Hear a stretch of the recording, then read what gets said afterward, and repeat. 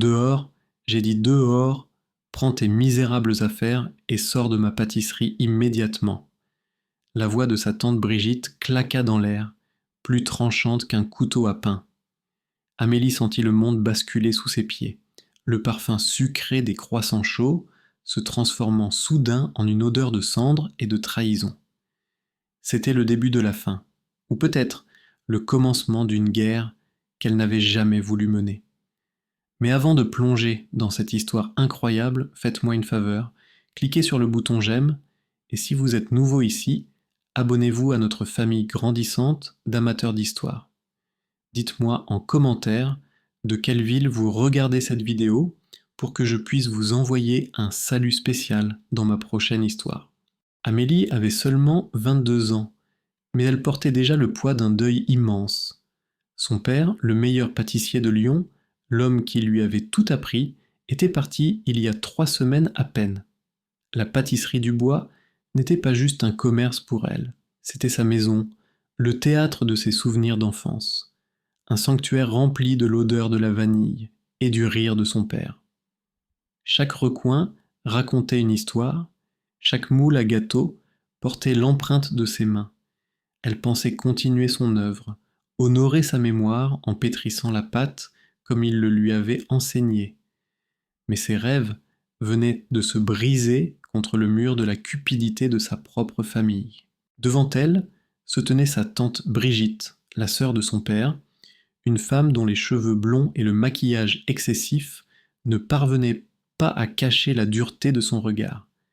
À ses côtés, son oncle Philippe restait silencieux, comme toujours, son absence de réaction étant la pire des complicités. Quelques jours plus tôt, un notaire au visage impassible leur avait lu un testament, un document sorti de nulle part, signé, disait-il, quelques heures avant la mort de son père, alors qu'il était affaibli par la maladie. Ce papier froid et officiel déclarait que Brigitte et Philippe étaient les seuls héritiers de la pâtisserie, de la maison, de tout. Amélie, sa fille unique, n'avait droit à rien, absolument rien. Ce n'est pas possible, avait-elle murmuré, le cœur battant à tout rompre. Hein, papa n'aurait jamais fait ça, jamais. Mais sa tante avait simplement souri, un sourire glacial qui n'atteignait pas ses yeux. Et aujourd'hui, elle mettait ses menaces à exécution. L'humiliation était publique, orchestrée pour la détruire. Les clients réguliers, ceux qui l'avaient vue grandir derrière le comptoir, détournaient le regard, gênés. Monsieur Robert, le vieux boulanger qui travaillait avec son père depuis 30 ans, baissait la tête, la peur se lisant sur son visage. Personne n'osait la défendre. Brigitte savourait son triomphe, sa voix montant en puissance pour que tout le monde entende. La fête est finie, ma petite nièce. Tu n'es plus personne ici. Nous allons moderniser cet endroit, le rendre rentable. Fini les petites traditions ridicules de ton père. Amélie sentit les larmes lui monter aux yeux, mais elle refusa de pleurer, pas devant elle. Vous n'avez pas le droit, dit-elle, la voix tremblante mais ferme. C'est l'œuvre de sa vie. C'est mon héritage. Brigitte éclata d'un rire sec et méprisant. Ton héritage. Ton héritage, c'est la rue. Nous avons déjà changé les serrures et les codes de la caisse. Ton accès au compte professionnel a été coupé ce matin. D'ailleurs, ta carte bancaire personnelle est probablement déjà bloquée. Tu n'as plus un centime. Dans la file d'attente, une femme sortit discrètement son téléphone, commençant à filmer la scène. L'humiliation était désormais enregistrée, prête à être partagée, un trophée numérique de sa déchéance. Son oncle Philippe, sortant enfin de son mutisme, s'avança et la saisit fermement par le bras. Sa poigne était forte, sans pitié. Il la traîna vers la porte, ignorant ses protestations. « Lâchez-moi, vous n'avez pas le cœur !» cria-t-elle. La porte s'ouvrit sur le trottoir gris et froid de la ville. Il la poussa dehors sans un mot. Quelques secondes plus tard, son petit sac en toile, contenant quelques vêtements, ses livres de cours et une vieille photo de son père, atterrit à ses pieds, dans un bruit sourd. La porte se referma, le petit carillon, qui annonçait autrefois joyeusement les clients sonnant comme un glas funèbre. Elle était seule, dehors, regardant à travers la vitre la vie qui avait été la sienne quelques minutes auparavant. Une pensée la frappa alors, plus douloureuse encore que sa propre expulsion. Léo, son petit frère de 12 ans, dont la santé fragile dépendait de médicaments coûteux qu'elle payait grâce à son petit salaire de la pâtisserie. Comment allait-elle faire?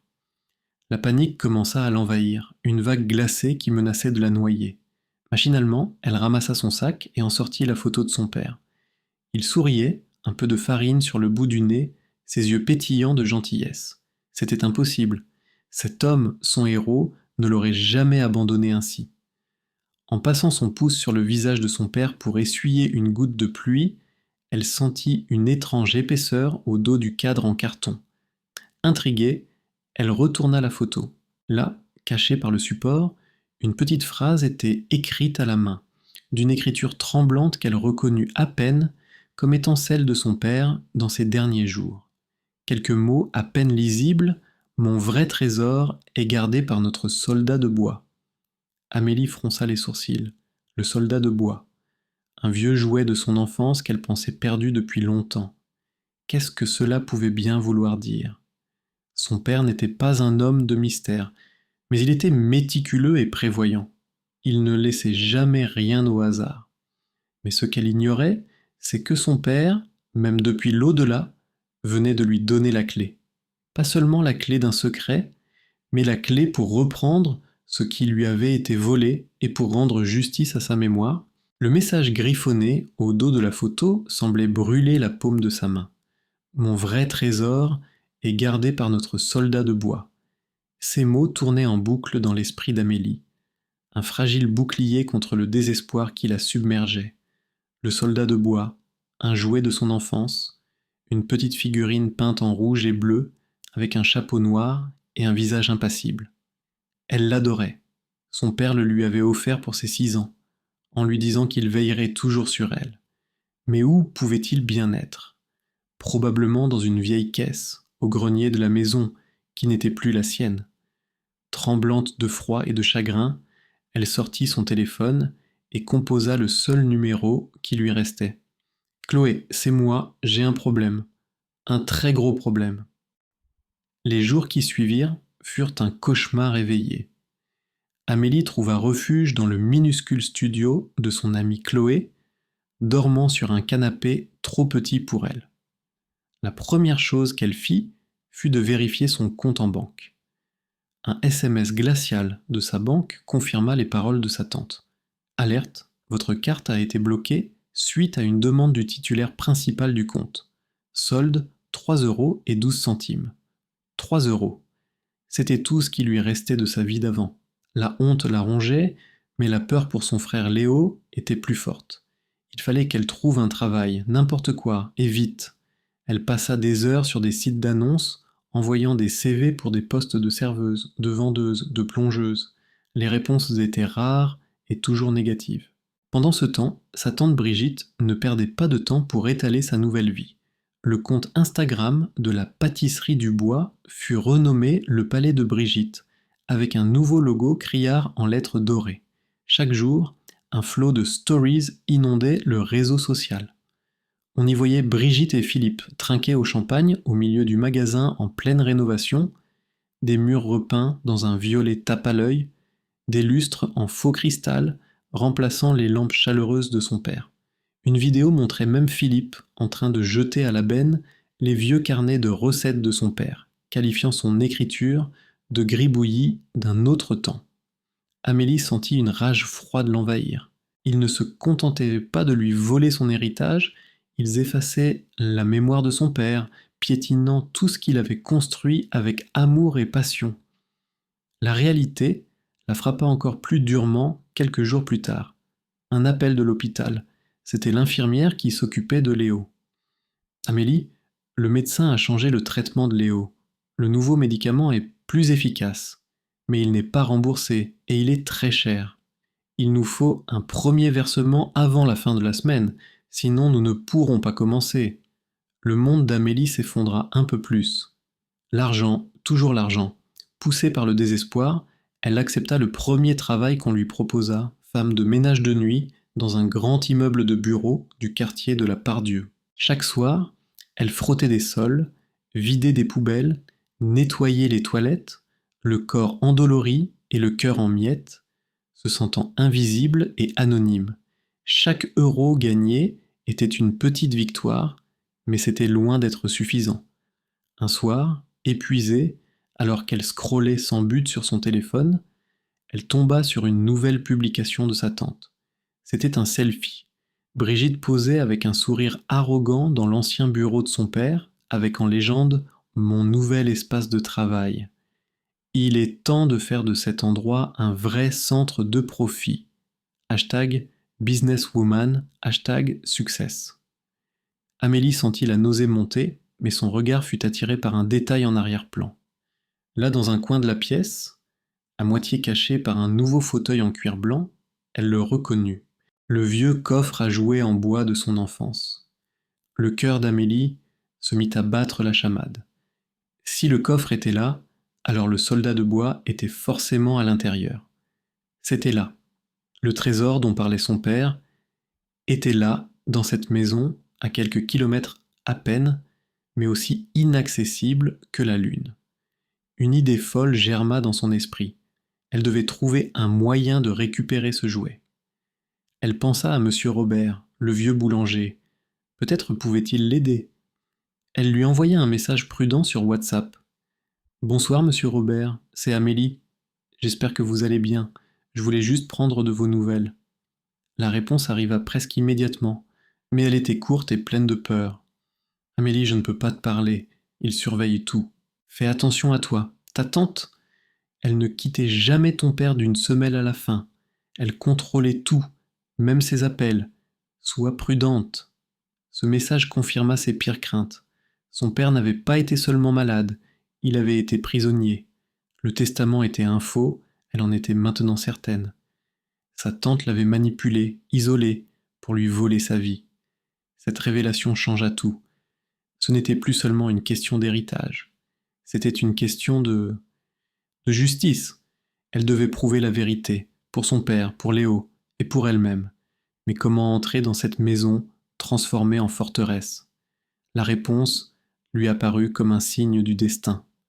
En cherchant des missions de nettoyage supplémentaires en ligne, elle tomba sur une annonce qui lui glaça le sang. Une société d'événementiel recherchait de toute urgence du personnel de nettoyage pour une grande réception privée qui aurait lieu dans 2 jours. L'adresse indiquée était la sienne, sa maison. Sa tante organisait une fête pour célébrer sa victoire, son vol. C'était une insulte, une provocation, mais c'était aussi une opportunité, une chance unique et dangereuse d'entrer chez elle. Elle prit une profonde inspiration, le cœur battant à tout rompre dans sa poitrine.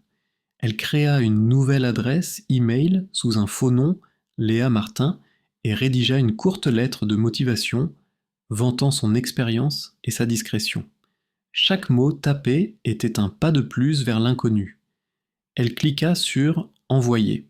Elle ne savait pas encore que cette décision n'était pas seulement le début de sa vengeance, mais aussi un chemin qui la mènerait vers un danger bien plus grand et une vérité bien plus choquante qu'elle ne l'avait jamais imaginé. La réponse arriva moins de 24 heures plus tard. Un email laconique et impersonnel confirmait que sa candidature sous le nom de Léa Martin avait été acceptée. Rendez-vous demain soir, 18h, entrée de service. Tenue noire exigée. Amélie sentit un mélange de terreur et d'excitation glacée la parcourir. C'était réel. Elle allait retourner dans sa propre maison, non pas comme la fille du propriétaire, mais comme une ombre invisible venue nettoyer les restes de la fête de ses bourreaux. Mais cette fois, elle ne serait pas une victime. Elle serait une espionne. Son plan était simple, presque suicidaire. Pendant que tout le monde serait occupé par la réception, elle devait trouver un moyen de monter au grenier, de trouver le coffre à jouets et de récupérer le soldat de bois. Le lendemain, vêtue d'un pantalon noir et d'un polo bon marché, les cheveux tirés en un chignon strict, elle était méconnaissable. Elle se présenta à l'entrée de service, le cœur battant si fort qu'elle craignait que le superviseur ne l'entende. Heureusement, l'homme, pressé et débordé, lui tendit un badge, un seau et une serpillière sans même la regarder. Toilette du rez-de-chaussée et couloir principal, ne traînait pas. Amélie hocha la tête, le visage baissé, et pénétra dans la maison. L'air était chargé de parfums de luxe et de musique assourdissante. La transformation était choquante.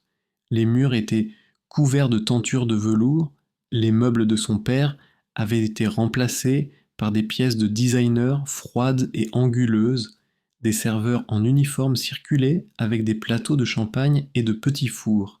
C'était un spectacle de richesse insolente, financé par la trahison. Elle commença son travail, gardant la tête basse, ses yeux balayant discrètement les lieux. Elle vit sa tante Brigitte, resplendissante dans une robe rouge écarlate, rire aux éclats avec des invités qu'Amélie n'avait jamais vus. Son oncle Philippe se tenait à ses côtés, un verre à la main, acceptant les félicitations pour le renouveau de l'entreprise. En passant près d'un groupe d'invités, elle entendit un homme dire « Brigitte a vraiment bien fait de reprendre les choses en main. Son frère était un sentimental, pas un homme d'affaires. » La colère brûla dans la gorge d'Amélie, mais elle serra les dents et continua de nettoyer, se rappelant sa mission. Elle devait rester invisible. Alors qu'elle nettoyait les toilettes, deux femmes entrèrent en discutant à voix haute, sans prêter attention à elle. L'une d'elles était la femme du notaire qui avait lu le faux testament. « C'est incroyable ce que Brigitte a réussi à faire, » dit l'une. L'autre, la femme du notaire, répondit avec un rire complice. « Oh, tu sais, mon mari dit toujours que Brigitte a un talent incroyable pour la persuasion. Elle a su trouver les mots justes au bon moment. » Le pauvre homme était si confus à la fin. C'était presque un acte de charité, de l'aider à prendre une décision. Amélie se figea, son téléphone à la main. D'un geste rapide et discret, elle activa l'enregistreur audio. La conversation qui suivit était une mine d'or. La femme du notaire, éméchée par le champagne, se vanta de la nouvelle voiture que son mari avait achetée la semaine dernière. Un cadeau de remerciement de la part de Brigitte. C'était la preuve de la corruption. Plus tard dans la soirée, alors que la fête battait son plein, elle vit son opportunité. Le couloir menant à l'étage était désert. Elle posa son seau et monta les escaliers 4 à 4, le cœur au bord des lèvres. La porte du grenier était là, exactement comme dans ses souvenirs. Par miracle, elle n'était pas fermée à clé. Elle entra dans la pénombre, l'odeur de la poussière et du temps passé l'enveloppant comme un vieux manteau familier. Et là, dans un coin, elle le vit. Le coffre à jouets. Les mains tremblantes, elle souleva le lourd couvercle. À l'intérieur, pêle-mêle, se trouvaient ses vieilles poupées, ses livres d'images et... il était là, le soldat de bois, petit, un peu écaillé, mais intact. Elle le saisit, le serra contre sa poitrine, un trésor retrouvé. Soudain, elle entendit des pas dans l'escalier. La panique la saisit. Elle se cacha derrière une vieille armoire, juste au moment où la porte du grenier s'ouvrait. C'était son oncle Philippe, le téléphone collé à l'oreille. Sa voix était basse, tendue. « Non, je te dis que c'est réglé. Le document est parfait, personne ne pourra jamais prouver le contraire. Oui, j'ai fait le virement. Vérifie ton compte. Mais après ça, tu disparais, c'est compris. Je ne veux plus jamais entendre parler de toi. » Il raccrocha et resta un instant immobile, le visage éclairé par l'écran de son téléphone. Amélie, cachée dans l'ombre, activa la fonction vidéo de son propre téléphone et zooma. Elle réussit à capturer une image floue mais lisible de l'écran de son oncle. Un relevé bancaire affichant un virement de 50 000 € à un nom inconnu. C'était le prix du silence. Le prix du faux testament. Une fois son oncle parti, elle attendit quelques minutes, le cœur battant à tout rompre, puis redescendit en se glissant le long des murs. Elle cacha le soldat de bois au fond de son sac de nettoyage, sous des chiffons sales. Le reste de la soirée se déroula dans un brouillard. Elle termina son travail, rendit son badge et quitta la maison sans se retourner. De retour dans le studio de Chloé, sous le regard inquiet de son amie, elle examina enfin le soldat de bois. Il semblait parfaitement normal. Elle le secoua, le tapota, mais rien. Le désespoir commença à la gagner. Et si elle s'était trompée? Et si ce n'était qu'un vieux jouet? En le manipulant, son pouce appuya accidentellement sur la base de la figurine. Un petit déclic se fit entendre, et la base se dévissa. révélant une minuscule cavité. À l'intérieur, pliée en 8, se trouvait une petite clé USB. Elle inséra la clé dans le vieil ordinateur portable de Chloé. Un seul fichier apparut, un enregistrement audio. Elle cliqua dessus. La voix faible et fatiguée de son père emplit la petite pièce. C'était sa dernière conversation.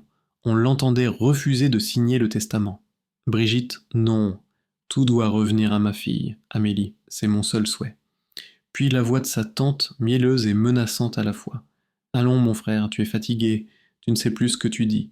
Signe ici, ce sera mieux pour tout le monde. Pense à Léo. Ce serait dommage que son traitement s'arrête, n'est-ce pas? C'était un chantage, une torture psychologique sur un homme mourant. Les larmes coulaient sur les joues d'Amélie, des larmes de chagrin et de rage. Elle avait tout. L'enregistrement de la femme du notaire, la vidéo du virement de son oncle, et maintenant, la preuve ultime, la voix de son père. Le moment de la vérité approchait, et elle savait exactement où et quand elle allait faire éclater la bombe qui détruirait leur empire de mensonges. Amélie écouta l'enregistrement en boucle, chaque mot de sa tante étant comme un coup de poignard dans son cœur. La voix de son père, si faible, si vulnérable, contrastait violemment avec la cruauté calculatrice de Brigitte. Elle sauvegarda immédiatement le fichier audio sur un cloud sécurisé, puis envoya des copies à Chloé et sur une nouvelle adresse e-mail qu'elle venait de créer. Elle avait désormais les armes, mais il lui manquait le champ de bataille. Comment exposer cette vérité au monde entier sans être simplement balayée par la puissance et l'argent de sa tante? La réponse était dans le message de Monsieur Robert, il surveille tout. Si sa tante était si paranoïaque, c'est qu'elle avait quelque chose à cacher. Et la meilleure façon de révéler un secret est de le faire en public, là où les masques sont les plus difficiles à tenir. Les jours suivants, Amélie se concentra sur son travail de nuit, économisant chaque centime pour les médicaments de Léo. Elle se sentait épuisée, mais une nouvelle détermination l'animait. Elle avait un but. Elle commença à suivre de près les publications sur le compte Instagram du Palais de Brigitte. Sa tante, ivre de son succès, y étalait sa vie sans aucune retenue. Des photos de sacs à main coûtant des milliers d'euros, des dîners dans des restaurants étoilés, des week-ends à Deauville, chaque publication était une insulte à la mémoire de son père et à la souffrance de son frère. Puis, un matin, elle vit l'annonce qui allait tout changer. Brigitte organisait un grand gala de charité dans la pâtisserie, retransmis en direct sur les réseaux sociaux. Le but affiché, récolter des fonds pour un hôpital pour enfants. L'ironie était si cruelle qu'Amélie en eut le souffle coupé. Sa tante allait utiliser l'argent volé à un enfant malade pour se construire une image de sainte. C'était là. C'était son champ de bataille. Amélie savait qu'elle ne pouvait pas agir seule. Elle avait besoin d'aide. Elle pensa à Monsieur Robert, mais il avait trop peur. Puis elle se souvint d'un nom que son père mentionnait souvent, Maître Duval, un vieil ami d'école, devenu un avocat réputé pour son intégrité. Elle le trouva en ligne et lui envoya un email prudent, expliquant brièvement la situation et mentionnant qu'elle avait des preuves. La réponse fut rapide. Maître Duval accepta de la rencontrer, intrigué par l'histoire. Dans son bureau sobre et rassurant, Amélie lui raconta tout, lui fit écouter l'enregistrement de la clé USB et lui montra la vidéo du virement. L'avocat écouta attentivement, son visage devenant de plus en plus sombre. « C'est plus grave que ce que vous pensez, Amélie, » dit-il finalement. « Ce n'est pas seulement un abus de faiblesse. C'est de l'extorsion, de la corruption et de la fraude. Nous avons de quoi les détruire. Le gala de charité est l'occasion parfaite. Le ridicule public est une arme redoutable. » Le plan se mit en place. Maître Duval contacta un journaliste d'investigation de confiance, tandis qu'Amélie, avec l'aide de Chloé qui était douée en informatique, prépara le volet technique de l'opération.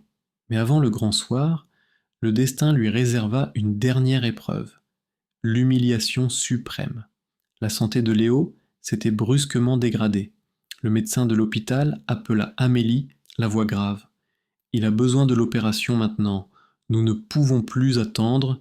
Il nous faut une avance de 5 000 € pour réserver le bloc opératoire. » 5 000 €, c'était une somme qu'elle n'avait pas. La panique la submergea. Elle n'avait plus le choix. Elle devait ravaler sa fierté et affronter ses tortionnaires une dernière fois. Elle se rendit à la pâtisserie. L'endroit était méconnaissable, froid et impersonnel. Elle demanda à voir sa tante. L'employée, une jeune femme au regard méprisant, la toisa de haut en bas. Madame Dubois est très occupée. Mais Brigitte, qui avait entendu sa voix depuis son bureau vitré, sortit avec un sourire mauvais. Tiens, regardez qui était là. La petite orpheline. Tu viens mendier. L'humiliation était totale. Les quelques clients présents se retournèrent pour la regarder. Amélie sentit ses joues brûler, mais elle pensa à Léo, allongé sur son lit d'hôpital. J'ai besoin d'argent, dit-elle, la voix brisée. C'est pour Léo. Il doit se faire opérer d'urgence. Brigitte éclata d'un rire cruel. Un rire qui résonna dans toute la boutique. Léo, et pourquoi devrais-je m'en soucier? Ton père n'a rien laissé pour vous. C'est la preuve que vous ne comptiez pas tant que ça pour lui. Elle s'approcha d'Amélie, son visage déformé par la haine. Écoute-moi bien, petite misérable. Tu n'auras pas un centime de moi. Jamais. Maintenant, sors d'ici avant que j'appelle la sécurité pour te faire jeter dehors comme la vermine que tu es. Elle se tourna vers son oncle Philippe, qui venait d'apparaître. Philippe, sors les poubelles. C'était le comble de l'humiliation. Mais alors que Philippe la poussait vers la sortie, Amélie vit quelque chose qui lui glaça le sang. Sa tante venait de recevoir une notification sur son téléphone posée sur le comptoir. Amélie reconnut le logo de la banque. C'était un virement. Un virement de 200 000 € provenant d'un compte offshore. Le libellé était visible. Vente finale des parts de l'entreprise. Ils n'avaient là pas seulement volé la pâtisserie. Ils étaient en train de la vendre, de détruire complètement l'héritage de son père. Amélie ne dit rien. Elle se laissa pousser dehors, le visage baigné de larmes. Elle semblait brisée, vaincue. Brigitte la regarda partir avec un sourire triomphant, persuadée d'avoir gagné. Elle ne vit pas le petit sourire qui se dessina sur les lèvres d'Amélie une fois dans la rue. Elle ne savait pas que toute la scène, chaque mot cruel, chaque insulte, avait été enregistré par le micro discret du téléphone d'Amélie, qui était en appel avec Maître Duval. Elle ne savait pas non plus que la caméra de surveillance de la boutique, installée par ses propres soins, venait de capturer l'image de la notification bancaire sur son téléphone. C'était la dernière pièce du puzzle, la preuve irréfutable de leur crime. Ce soir-là, assise dans le studio de Chloé, Amélie ne pleurait plus. Une étrange sérénité l'avait envahie. Elle regarda la photo de son père, puis celle de son frère. Elle avait tout perdu, elle avait été traînée dans la boue, mais elle était prête. Toutes les preuves étaient maintenant entre les mains de l'avocat et du journaliste. Chloé avait finalisé le programme qui leur permettrait de prendre le contrôle de l'écran géant du gala. Tout était en place. Demain soir, le monde entier verrait le vrai visage de Brigitte et Philippe Dubois. Le masque allait enfin tomber, et la chute serait spectaculaire. La nuit précédant le gala fut la plus longue de la vie d'Amélie. Elle ne dormit pas. Assise dans la pénombre du studio, éclairée seulement par la lueur de l'écran d'ordinateur, elle repassait le plan encore et encore. Chaque preuve était classée dans des dossiers numériques sécurisés, nommés sobrement « Justice pour papa ». Il y avait l'enregistrement audio de la clé USB, la vidéo du virement de son oncle, la conversation enregistrée de la femme du notaire, et enfin, le fichier le plus récent et le plus dévastateur, l'enregistrement de sa propre humiliation dans la pâtisserie, couplé à la capture d'écran de la caméra de surveillance montrant le virement offshore. C'était un arsenal de vérité prêt à être déployé. Chloé, à ses côtés, finalisait le code qui leur permettrait de pirater l'écran géant de la scène. C'était un programme simple mais élégant, conçu pour s'activer à distance depuis un téléphone au moment précis où Brigitte commencerait son discours. Pendant ce temps, à quelques kilomètres de là, dans le luxe de la maison volée, Brigitte et Philippe célébraient leur triomphe anticipé. Ils ne se doutaient de rien. Pour eux, Amélie n'était plus qu'un lointain et pathétique souvenir, une nuisance définitivement écrasée. Brigitte, un verre de champagne à la main, parcourait la liste des invités VIP pour le gala. Des politiciens locaux, des influenceurs, des chefs d'entreprise, tout le gratin de Lyon serait là. Demain soir, Philippe, dit-elle avec un sourire carnassier, tout le monde verra qui nous sommes, des philanthropes, des bâtisseurs. L'image de mon frère, ce petit artisan sentimental, sera définitivement effacée. Et avec la vente des parts, nous aurons assez d'argent pour lancer notre projet immobilier à Dubaï. La pâtisserie n'était qu'un tremplin. Son arrogance était sans limite. Elle était si sûre d'elle qu'elle commit une dernière erreur fatale. Elle envoya un message sur un groupe WhatsApp privé avec ses amis les plus proches. Préparez-vous pour le show demain. On va leur montrer ce que c'est que la vraie générosité et comment faire de l'argent avec. N'oubliez pas de liker et partager le direct. Un de ses amis, dégoûté depuis longtemps par sa cruauté, prit une capture d'écran du message et l'envoya anonymement au journaliste contacté par Maître Duval. Le matin du gala, Amélie se sentit étrangement calme. La peur avait laissé place à une résolution froide comme l'acier. Elle reçut un message de Maître Duval. Tout est trop prêt. Le journaliste sera présent avec son équipe. J'ai également prévenu un huissier de justice qui se présentera à la fin de la diffusion pour constater les faits. La police financière a été alertée et attend notre signal. Agissez comme prévu. Courage. Ce simple mot lui donna la force dont elle avait besoin. Elle se prépara méticuleusement. Elle ne voulait plus ressembler à une victime. Elle choisit une robe simple mais élégante, une robe que son père lui avait offerte pour son 20e anniversaire. Elle se coiffa, se maquilla légèrement. En se regardant dans le miroir, elle ne vit plus la jeune fille effrayée, mais une femme déterminée à se battre pour l'honneur de sa famille. Le plan était risqué mais précis. Chloé se positionnerait dans un café en face de la pâtisserie, d'où elle aurait une vue directe sur l'écran et une connexion Wi-Fi stable pour lancer le programme. Amélie, quant à elle, entrerait au gala, non pas en cachette, mais par la grande porte. Maître Duval lui avait procuré une invitation au nom d'une cliente qui s'était désistée au dernier moment. Elle devait être à l'intérieur pour donner le signal à Chloé au moment parfait et pour assister, en personne, à la chute de ses ennemis. Avant de partir, elle appela l'hôpital. L'infirmière lui apprit que l'état de Léo était stable, mais que l'opération ne pouvait plus être repoussée. « Nous avons besoin de l'avance, avant demain midi, Amélie, sinon. » La phrase resta en suspens, mais le message était clair. C'était ce soir ou jamais. Le soir venu, l'atmosphère devant la pâtisserie était électrique. Un tapis rouge avait été déroulé, des projecteurs balayaient le ciel. Les invités arrivaient, vêtus de leurs plus beaux atours, posant pour les photographes. Amélie arriva à pied, discrètement. Elle prit une profonde inspiration et tendit son invitation au garde de sécurité. L'homme vérifia son nom sur la liste et la laissa passer. À l'intérieur, le luxe était écœurant. Un orchestre jouait doucement, le champagne coulait à flots. Elle se fondit dans la foule, un verre d'eau à la main, le cœur battant à un rythme effréné. Elle repéra le journaliste et son caméraman, discrètement installés près de la scène.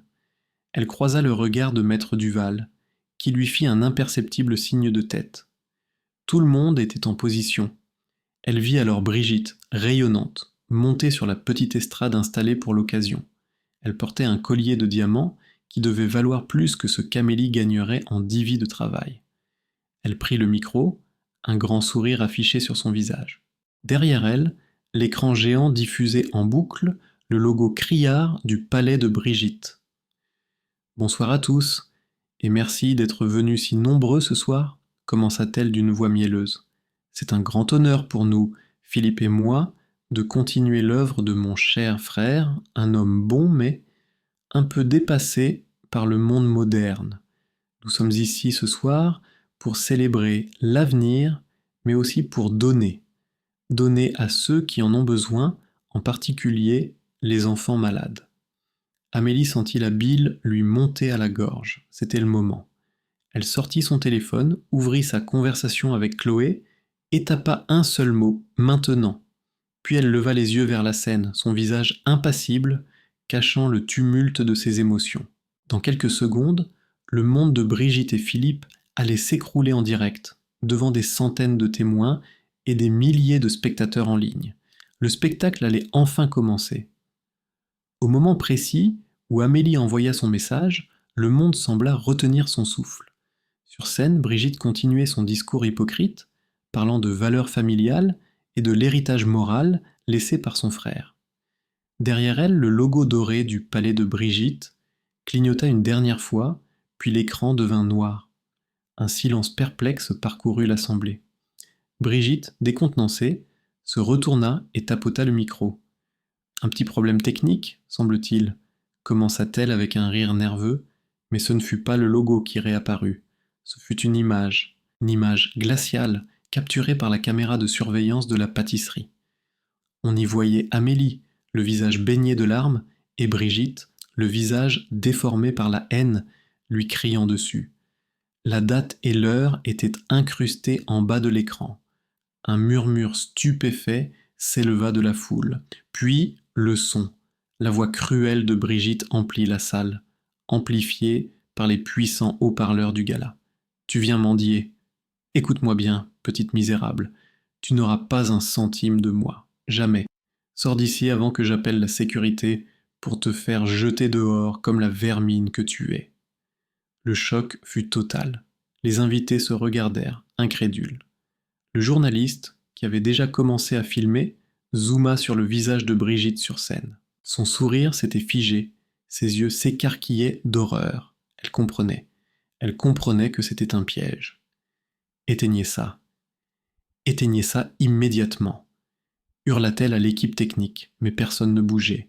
Le contrôle leur avait échappé. L'image changea. C'était maintenant une capture d'écran du téléphone de Brigitte, celle qu'Amélie avait filmée à travers la vitre du bureau. Le virement de 200 000 € depuis un compte offshore avec le libellé « Vente finale départ », la preuve de la trahison ultime. Les murmures se transformèrent en exclamations de stupeur. Les téléphones portables sortaient de toutes les poches, filmant la scène, la retransmettant en direct. Le hashtag « Gala de la honte » commença à apparaître sur les réseaux sociaux, mais le pire était à venir. L'écran devint noir à nouveau et une voix emplit le silence. Une voix faible, fatiguée, mais que tout le monde reconnut. C'était la voix de son père.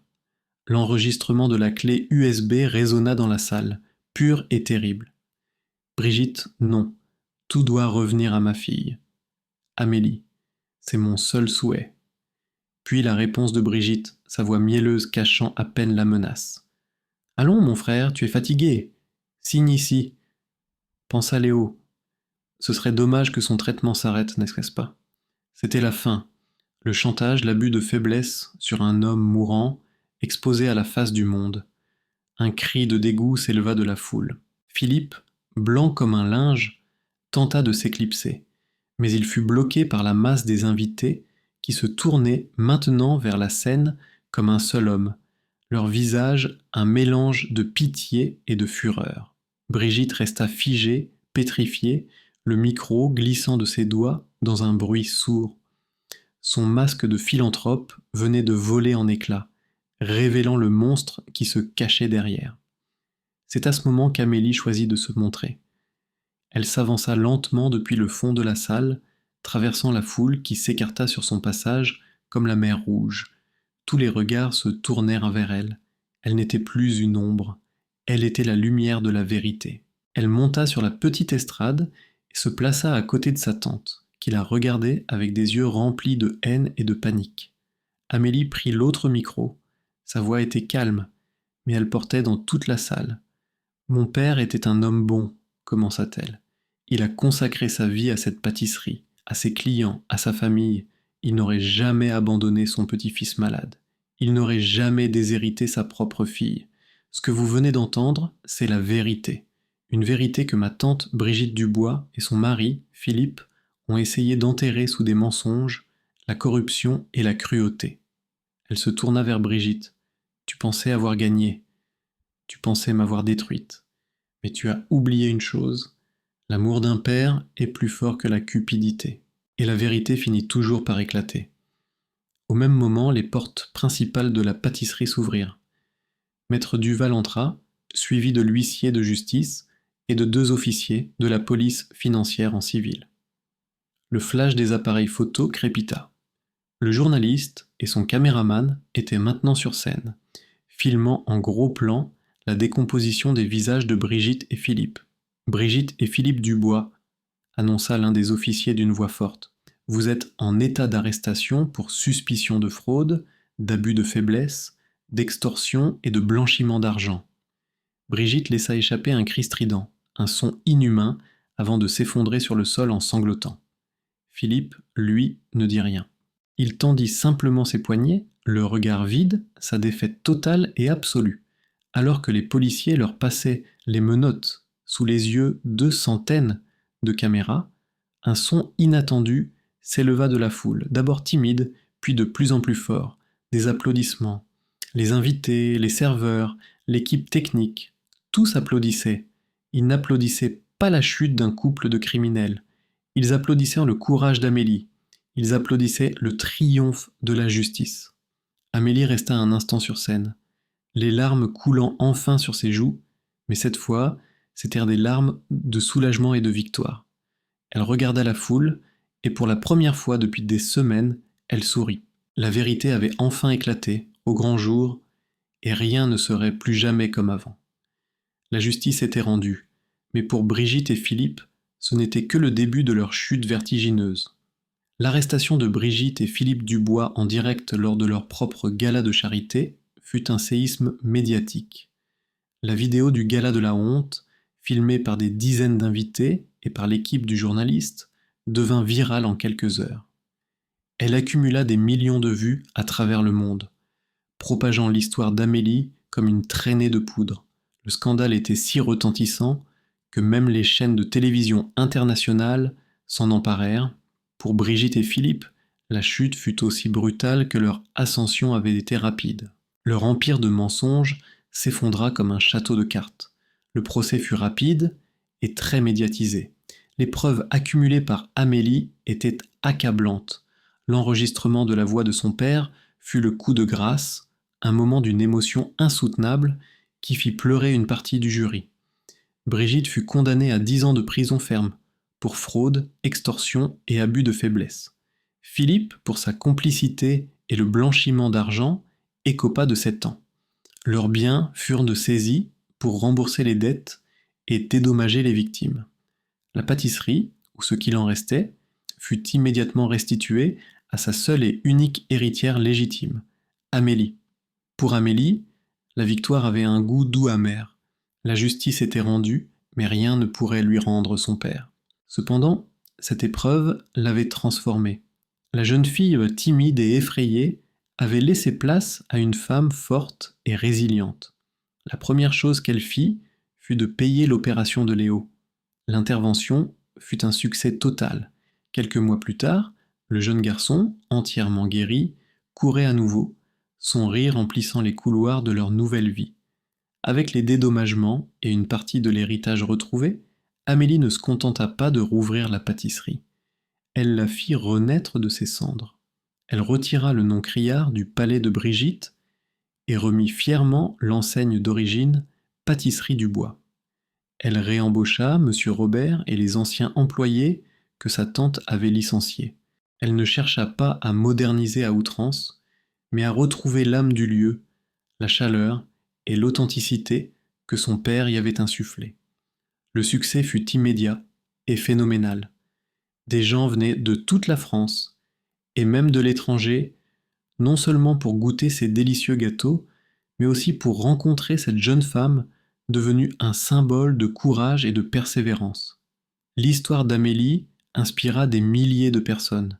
Elle fut invitée sur des plateaux de télévision, donna des conférences dans des universités sur l'éthique en affaires.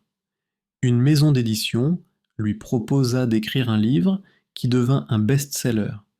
Netflix annonça même la production d'une mini-série inspirée de son combat. Mais Amélie resta humble, la tête sur les épaules. Elle créa la fondation Léo Dubois, une association venant en aide aux familles d'enfants malades qui, comme elle, se battaient contre la maladie et les difficultés financières. Une partie des bénéfices de la pâtisserie et de ses droits d'auteur y étaient reversés. Elle avait transformé sa douleur en une force pour aider les autres. Aujourd'hui, 3 ans plus tard, Si vous passez par cette petite rue de Lyon, vous verrez une pâtisserie florissante, toujours pleine de monde. Vous y verrez un jeune homme souriant, Léo, qui aide sa sœur derrière le comptoir après les cours, et vous y verrez Amélie, les mains dans la farine, un sourire sincère sur le visage, perpétuant l'héritage de son père. Elle a prouvé que la vraie richesse ne se mesure pas en euros ou en parts de marché, mais en intégrité, en amour et en justice. Son histoire est un rappel puissant que, même dans les moments les plus sombres, il ne faut jamais abandonner. La vérité finit toujours par triompher, même si elle prend du temps. Le courage et la persévérance sont les ingrédients secrets qui permettent de surmonter les plus grandes injustices. Cette histoire nous rappelle que la justice existe encore dans ce monde. Quelles leçons avez-vous tirées de ce récit? Partagez vos réflexions dans les commentaires ci-dessous. Nous adorons lire vos pensées et vos propres expériences. Et devinez quoi? Une autre histoire bouleversante arrive dans quelques jours, encore plus dramatique et inspirante que celle-ci. Alors, si ce n'est pas déjà fait, assurez-vous de vous abonner à cette chaîne et d'activer la cloche de notification pour être le premier à la découvrir, dès sa mise en ligne. Si cette histoire vous a ému, n'oubliez pas de cliquer sur le bouton j'aime. Cela nous aide énormément à faire découvrir ces récits de justice à d'autres personnes qui en ont besoin. Et surtout, partagez cette vidéo avec vos amis et votre famille, car on ne sait jamais qui a besoin d'entendre ce message d'espoir aujourd'hui. Parfois, une seule histoire peut changer la perspective de quelqu'un sur la vie. Merci infiniment d'avoir suivi ce voyage émotionnel avec nous. À très bientôt